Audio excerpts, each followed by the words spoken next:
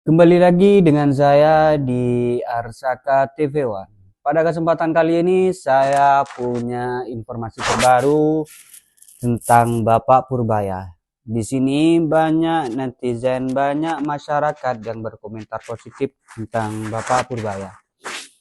Nah, tanpa lama-lama, mari kita simak video ini bersama-sama. Maka apabila terdapat pembantu Bapak Presiden yang tidak menunjukkan kinerja sebagaimana yang diharapkan dalam menjalankan visi dan kebijakan Presiden, maka dengan segala hormat, izinkanlah kami Bapak Presiden untuk menyampaikan teguran politik secara terbuka. Nggak, maksud gue tuh kok ada manusia kayak lu yang bikin sindiran yang cocok buat diri lu sendiri. Ekspektasi lu bikin sindiran kayak gitu apa? Gue ketawa banget, sumpah. Sindiran lu itu cocoknya sama tabiat lu sendiri. Makanya lu kalau punya duit, beli kaca. Kalau nggak punya duit, cari duit. Keren dong, satu-satunya perempuan di Republik ini jadi presiden loh. Ayo ibu-ibu jangan takut-takut terus nggak mau. Saya nih suka bingung. Loh, saya nih mestinya jadi role model. Wah, buat kaum perempuan. Bisa jadi di DPR 3 kali. Wah, terus wapres, terus presiden. Wah, memang kuasa tuh enak kok. Lu mah bacot. Gue doain lu sengsara selamanya. Puas lo. Rakyat beli tiket pesawat cash, tapi Garuda rugi. Rakyat beli bensin cash, tapi Pertamina rugi. Detik ini juga, saya akan bongkar semuanya. Ini serius, Pak. Kami semua sempat angkat tangan karena berada di tengah hutan belantara. Bapak berani tampil ya di tengah-tengah serigala yang begitu banyak, Pak. Hati-hati kalau kagak kuat, Pak. Saya nggak tahu ya, apakah itu ancaman atau peringatan dari anggota DPD RI ini yang bilang katanya Bapak Purbaya hati-hati karena di belakang itu banyak serigalanya. Hei, tak kasih tahu serigalanya itu ya kalian itu semua anggota DPD, DPR itu kalian itu serigalanya. Tak kasih tahu kalau Anda berani macam-macam dengan Bapak Purbaya, seluruh rakyat Indonesia yang akan bertindak karena seluruh rakyat Indonesia itu di belakang Bapak Purbaya. Seluruh rakyat Indonesia itu mendukung Bapak Purbaya. Kalau Anda berani macam-macam dengan Bapak Purbaya, lihat seluruh rakyat Indonesia yang akan bertindak. Menteri Keuangan kita nanti jawab, Pak, di sini, Pak. Pak Purbaya harus jawab di sini nanti. Tadi saya suruh menjawab pertanyaan Pak Said. Jawab katanya. Tadinya pemerintah mengusulkan masing-masing bulan 1 liter. Terus Pak Said minta 2. Ya udah, kenapa 2? 5 liter aja sekalian. Yang nggak berani Pak Said rupanya. Jadi jangan salahkan saya. Pak Said bilang kami nggak berani, saya minta 2 aja. Ya udah, saya kasih 2. Daripada nongkrong di sana di BI atau di rekening pemerintah, saya bagikan ke masyarakat dalam bentuk tadi subsidi tadi. Jadi Bapak nggak usah takut, saya komit. Tapi yang kurang komit Pak Said rupanya. Dia 5 nggak berani, minta turun ke 2. Jangan kayak kemarin-kemarin, udah mau runtuh ekonominya baru kita tahu. Ya Pak ya, kan yang punya uang saya, harusnya dia oke. DPR ini ternyata lebih kocak dari Andre Taulani ya. Jadi baru-baru ini Wakil Ketua DPR Sufmi Dasko mengaku kalau dana reses anggota DPR kelebihan transfer 54 juta per orang yang seharusnya 702 juta tapi yang ditransfernya malah 756 juta. Jadi kelebihan 54 juta per anggota. Dan itu bukan salah transfer ke 1 atau 2 orang, tapi ke 580 anggota DPR. Jadi totalnya pasti miliaran. Katanya ini murni salah hitung dari Biro Keuangan DPR. Sekarang kelebihan dana itu udah ditarik balik dari masing-masing rekening anggota, tapi netizen udah keburu ngamuk. Soalnya dana reses itu sendiri udah naik dari 400 juta ke 702 juta sejak Mei 2025. Naiknya hampir 2 kali lipat. Katanya sih buat nambah titik kunjungan di dapil. Saya selalu mengatakan bahwa di Indonesia itu yang namanya pejabat 99% itu korup. Gue lagi di seberang DPR RI. Seperti DPR seringkali berseberangan dengan rakyatnya sendiri. Gue bukan orang yang sepakat dengan narasi bubarkan DPR karena akan mengganggu check and balance sistem demokrasi. Tapi gue bisa paham kenapa rakyat begitu marah dan mengeluarkan narasi itu. Karena pejabat kita tone deaf. Diajak ngomongin substansi, data, kita diabaikan terus.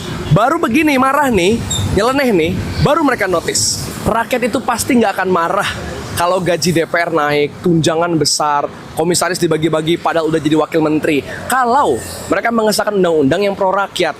Ini undang-undang PPRT, undang-undang masyarakat hukum adat, nunggak belasan tahun. Yang ditolak rakyat, undang-undang KUHP, KPK, Cipta Kerja, disahkan dalam hitungan bulan di hotel mewah, diam-diam. Belum lagi, hari ini gaji guru dianggap beban negara. Rakyat di mana-mana kesulitan nyari kerja, ekonomi buruk, tabungan menurun. Tapi DPR-nya naikin gaji seakan-akan nggak ngeliat situasi ekonomi terkini. Jelas rakyat akan marah. Sorry guys, harus geser. Hujan dan juga ada gas air mata. Emang polisi ini nggak belajar. Gas air mata udah nelen korban di Kanjuruhan.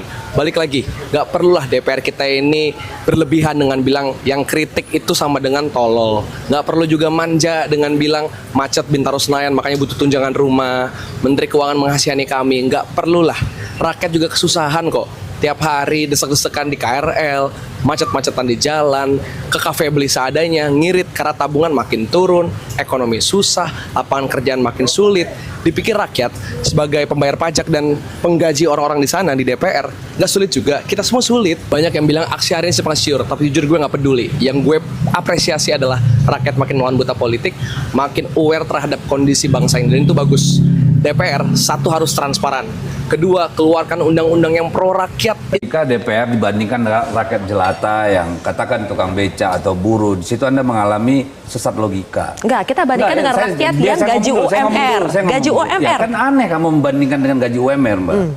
Gaji anggota DPR itu bervariasi ya, tergantung apakah dia anggota DPR, kemudian ada anggota DPR yang merangkap wakil ketua, dan yang tentu saja yang anggota DPR sekaligus ketua itu berbeda-beda gajinya dari 51 sampai 65 juta rupiah.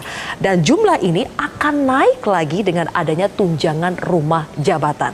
Jika anggota DPR akan mendapatkan tunjangan rumah jabatan, sebaliknya rakyat yang bergaji UMR siap-siap bakal dipotong tuh gajinya 3% untuk bayar iuran tabungan perumahan rakyat. Bang Dedi, tidak melihat ini menjadi hal yang kontras antara apa yang akan didapatkan anggota DPR dengan rakyat? Ya, Anda mencampur aduk masalah. Ya, jadi mau ketika DPR dibandingkan rakyat jelata yang katakan tukang beca atau buruh, di situ Anda mengalami sesat logika. Enggak, kita bandingkan dengan rakyat yang gaji UMR. Gaji UMR. Ya, kan aneh kamu membandingkan dengan gaji UMR, Mbak. Ya, kalau mau bicara gaji, saya sebelum masuk DPR, gaji saya tahun 2000-an sudah 80 juta. Saya masuk DPR itu cuma 51 juta.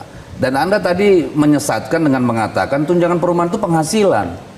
Anda tahu nggak, hampir 80% anggota DPR itu dari luar daerah. Sekarang dengan tidak ada rumah dinas, mereka harus mencari rumah. Ngerti nggak? Jadi ngerti, makanya janganlah menggebiak uya dan menyesatkan rakyat. Seolah-olah ini tidak pantas gitu loh. Dengar dulu. Justru kita ingin memberikan penerangan kepada rakyat. Tugas negara, mereka menjalankan tugas negara. Harusnya Anda bandingkan anggota DPR itu bukan dengan rakyat yang gaji UMR, Mbak. Nggak bandingkan dengan BUMN. Anda tahu nggak perumahan BUMN itu ada di mana? Kalian sudah mendengar pernyataan dari anggota DPR tersebut yang membandingkan pekerjaan DPR dengan rakyat jelata seperti buruh dan lain sebagainya. Anggota DPR, kalian pikir pekerjaan DPR itu lebih mulia daripada rakyat yang lain, daripada pekerjaan yang lain? Enggak, justru pekerjaan Anda lebih hina daripada pekerjaan yang lain. Sampai ngata-ngatain rakyat jelata. Ini para anggota DPR kenapa sih ya? Seolah-olah jadi musuh rakyat Indonesia. Kalian nggak ingat saat waktu pemilihan, begitu baiknya kalian minta suara kepada rakyat, mohon-mohon, ngemis-ngemis, nganggap saudara lah, nganggap temen lah, segala macam. Giliran udah jadi, kok seolah-olah jadi penguasa, seolah-olah musuh rakyat. Ingat, jabatan kalian hanya 5 tahun, ya. Suatu saat kalian nggak bakal menjabat lagi sebagai anggota DPR. Jangan sombong, jangan angkuh, ngata-ngatain profesi orang lebih rendah daripada pekerjaan kalian, ngatain rakyat jelata. Justru profesi pekerjaan Anda sebagai anggota DPR itu lebih hina, lebih rendah dibanding dengan profesi yang lainnya. Karena kami bekerja 100-200 perak mencari nafkah untuk keluarga, itu berkah. Kalian kalau nggak ada rakyat yang bayar pajak, nggak bakalan dapat uang juga. Siapa yang akan gaji kalian?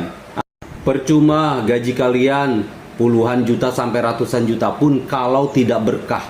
Karena itu adalah hasil dari pajak rakyat.